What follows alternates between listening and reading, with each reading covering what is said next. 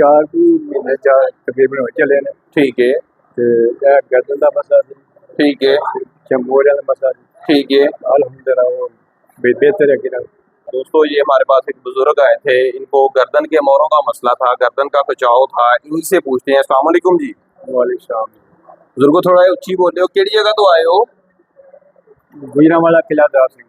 अच्छा, गुजरांवाला की इसमें ग्रामी नाम की जनाब दा? मोहम्मद मानशाह। मोहम्मद मंशा। मंशा साहब कितनी देर तो मसला सी और की मसला सी तुहानू? 4 महीने तकरीबन हो चले ने। ठीक है। ते गर्दन का मसला सी, ठीक है। चमोरिया का मसला सी, ठीक है। अल्हम्दुलिल्लाह वो बेहतर है कि ना। कितनी दफा आ गए हो मेरे को? पहली दफा है। पहली दफा आए हो। पहली दफा होना माशाल्लाह किन्ने बेहतर हो?